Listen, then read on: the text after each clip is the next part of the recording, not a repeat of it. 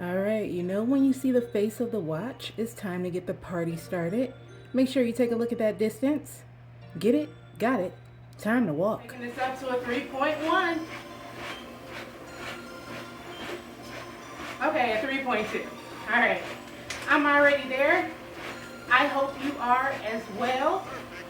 Okay, my name is Ty, also known as Tyra, and I'm going to be walking at least, and I mean at least 1 mile every day.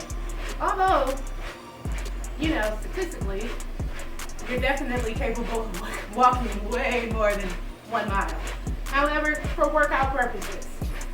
So, that being said, we're just gonna have fun today. I have 2 5-pound kettlebells, as well as a hip resistance band. Can't leave home without that. So, I actually took it up a little bit at 3.2. Yes. So, you know, we always have to bring in Gemini. So without further ado, hi Gemini. Hi Tyra. How are you today? Doing well. Thanks for asking. It's a little hard to say I'm having a good time since I'm just a language model, but I'm happy to be talking with you. What about you? How are you doing? I guess I can't complain. What sense would it make? I'm not able to make phone calls yet when we are live. For now, going live is great for things like chatting, finding answers. Gemini, no one said make a phone call. I'm ready to ask some questions today. Right, sounds good. But just to clarify, are you ready to ask me questions? Or do you want to ask someone else? Well, I was planning on asking you some questions. Alright, sounds good. I'm ready when you are. What's your first question? So, why do we say after dark when it's actually after light? It's a fun one to think about. We say after dark because it refers to the time after the sun goes down, when it gets dark outside. Even though we're technically saying it during the daytime, the phrase is about that changeover period between light and dark. Okay. So, if you're waiting for the waiter, doesn't that make you the waiter? That's a funny one, but the idea is that you're waiting on the waiter, meaning you're expecting their service. It's kind of a silly expression, come to think of it. That is true. But these are going to be some funny questions, and please don't judge me, okay? Alright, I promise not to judge. I'm ready for your next funny question. Why don't we ever see aliens ordering takeout? That's a good one. Maybe they have their own intergalactic delivery services that are super fast. Or maybe they just really enjoy cooking for themselves. Okay, what makes you say that? Well, if aliens are so advanced that they can travel through space, it stands to reason they might have their own advanced food systems. Or it's possible they have unique dietary needs that Earth restaurants can't accommodate. I guess we just don't know for sure. Okay, are you ready for the next question? Ready when you are. All right, so do ghosts have jobs?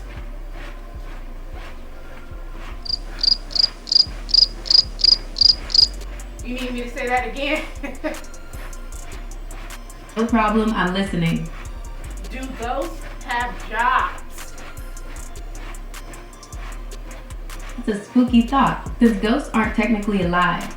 It's unlikely they'd have jobs like we think of them, but maybe they have their own ghostly duties, like keeping an eye on their old haunts or trying to communicate with the living. That sounds like a job. You could say that. If you think about it, a ghost haunting could be a kind of job. They have to figure out where to scare people, how to make spooky noises, that sort of thing. It's like communications. Yeah, you could think of it like a form of communication, a really spooky one. Fair enough. But you know what? It's time for the count, Gemini. Let me know when you're about to start. Alright, I'm ready to start counting again when you say Gemini. Gemini, start the count. Alright, let's go. 1, front arm raised. 2, front arm raised. 3, front arm raised. 4, front arm raised. 5, front arm raised. 6, front arm raised. 7, front arm raised. 8, front arm raised. 9, front arm raised. 10, front arm raised. 11, front arm raised. 12, front arm raised. 13, front arm raised. 14, front arm raised. 15, front arm raised. 16, front arm raised. 17, front arm raised. 18, front arm raised. 19, front arm raised. 20, front arm raised. Whew, all right, made it through it. Okay. Alright, let's switch things up a bit. Let's try something called burpees. I'll count for you while you do them. Get ready. No, we're gonna go back to the questions. Alright, what's your next question? Can you dig half a hole? Can't answer that question. You don't know if you can dig half of a hole? It's a tricky one. With a hole, you usually have two sides, the part you see and the part underground. So if you dig up half of the dirt, you technically have half a hole. But it gets complicated to think about the shape of that half hole, and if it's really still considered a hole. So what is considered as a hole? It's a great question. To be considered a hole, you generally want an opening that goes below the surface of something. So if you dig out some dirt, you create an opening that leads underground, and that would make a hole. But if you just have a pile of dirt missing, it might not count as a hole since there's no opening below the surface. Fair enough, fair enough. You ready for the next question? Ready when you are. Why is the sky blue, but space is black? All about the atmosphere. Earth's atmosphere is full of tiny particles that scatter sunlight in all directions. Blue light gets scattered the most, so it's the color we see looking up. But in space, there's no atmosphere to scatter the light, so it just travels in a straight line, making it look black. Okay. Could you describe the details behind that? The reason the sky is blue has to do with something called Rayleigh scattering. Basically, when sunlight hits Earth's atmosphere, it bumps into tiny gas molecules, like nitrogen and oxygen. This causes the light to scatter in different directions. Now here's the cool part. Blue light waves are shorter, so they scatter more easily than other colors, like red or orange. Because of that, we see way more blue light scattered around in the sky than other colors. That's why the sky looks blue most of the time. And about space being black, it's kind of the opposite of what's happening on Earth. In space, there's no atmosphere at all, so the sunlight just travels in a straight line without hitting anything to scatter it. Since we're not seeing any of that scattered light, space looks dark to us. Now that's informative. Okay. Are you ready for the next question? Ready when you are.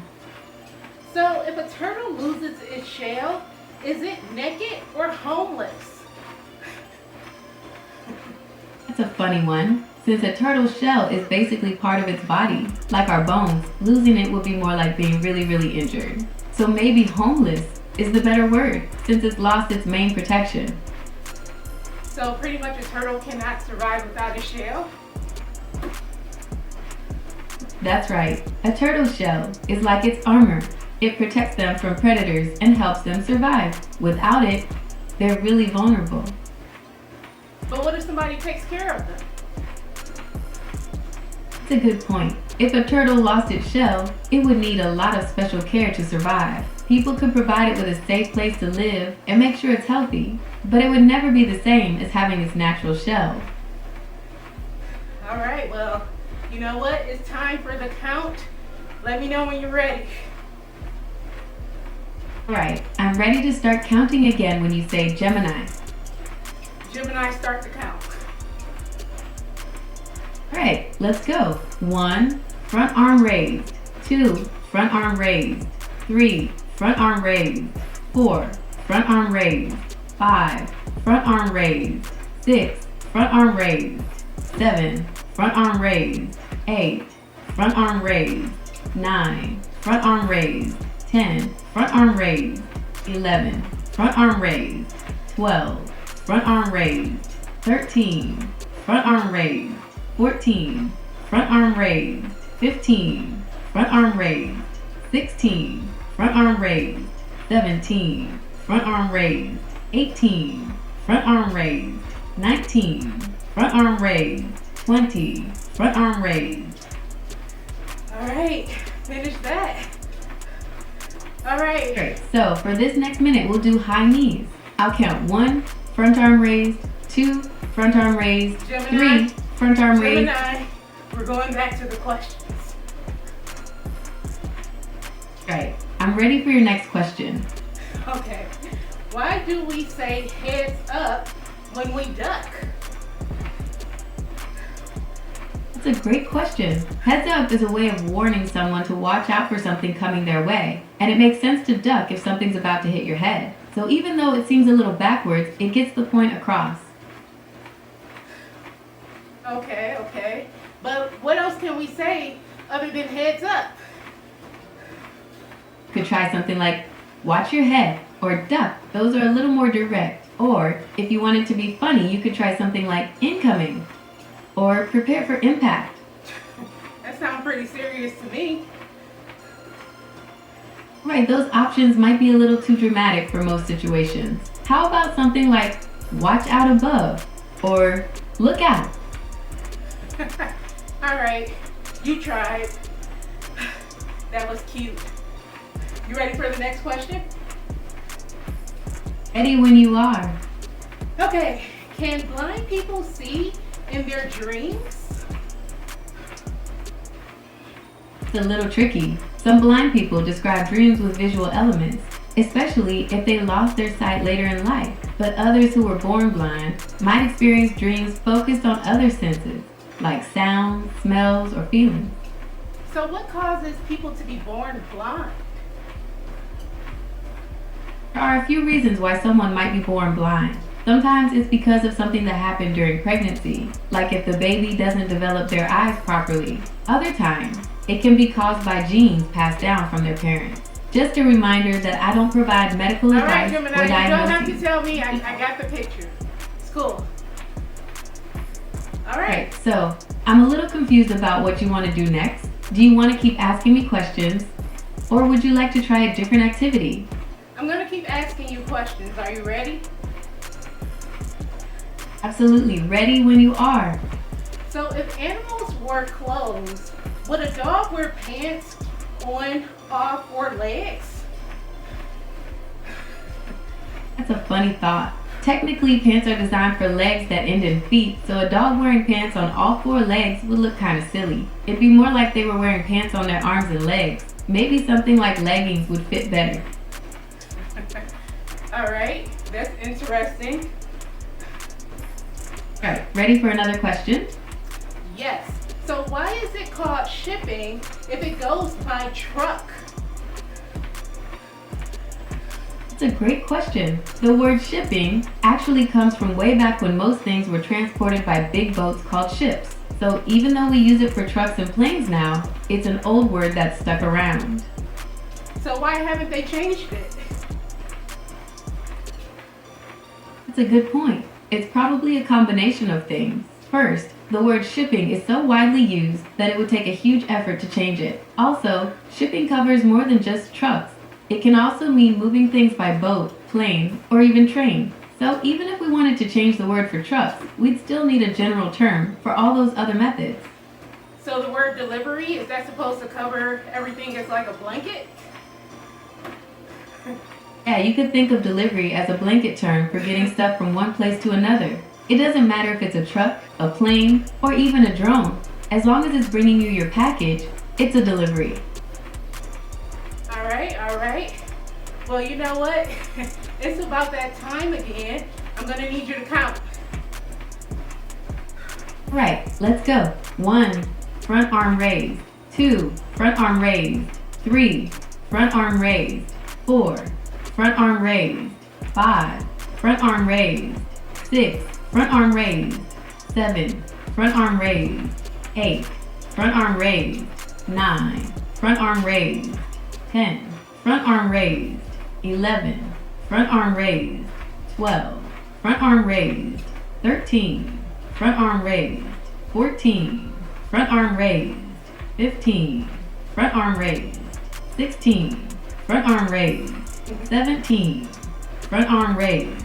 18, front arm raised. 19, front arm raised. 20, front arm raised. Did that. All right, breaking the sweat. Okay, you ready for some more questions? Absolutely. I'm ready for your next question. All right. Okay, so can a fly fly backwards?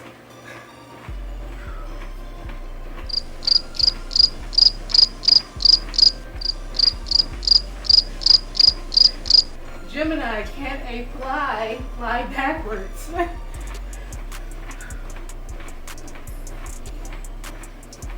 While flies can be super annoying, they're actually pretty incredible flyers. They've got these amazing wings that can flap up to 200 times per second, which gives them a lot of control in the air. But even with all that control, they can't fly backwards. Oh, okay. Wow. Alright, ready for another question? Yes. What came first, the chicken or the egg? Classic question, huh? Well, technically, the egg came first. That's because there were birds around before chickens. And those birds laid eggs. Way down the line, one of those bird eggs hatched into what we call the first chicken. Okay, so a bird laid the egg, which made a chicken, right? You got it. A bird laid an egg, and that egg hatched into a baby chicken that eventually grew up into a full-fledged chicken. So, how did the bird lay the egg to create a chicken? That's a great question. The bird that laid the egg that eventually hatched into the first chicken was a type of bird that didn't quite look like a chicken yet, but it had the right kind of DNA to keep evolving, generation by generation, until eventually you had a real chicken. So what type of bird was this? It's a tough one since it happened so long ago. Scientists think the ancestors of modern chickens were probably something like the red jungle fowl, which are still around today. But the exact bird that laid that special egg is lost to history. So it's extinct, pretty much. Yep. Extinct means an animal species no longer exists anywhere on Earth. There's no more of that animal alive. Well, thank you for that. Okay. All right. You ready for the next question? Right. What's your next question? Why do we say cool when we mean great?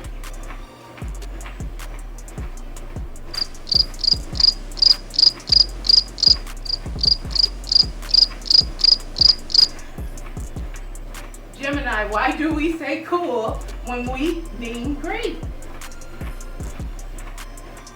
That's a great question. The word cool has had a lot of different meanings over the years. It used to mean something closer to stylish or fashionable. Over time, the meaning changed, and now we use it to mean great or awesome.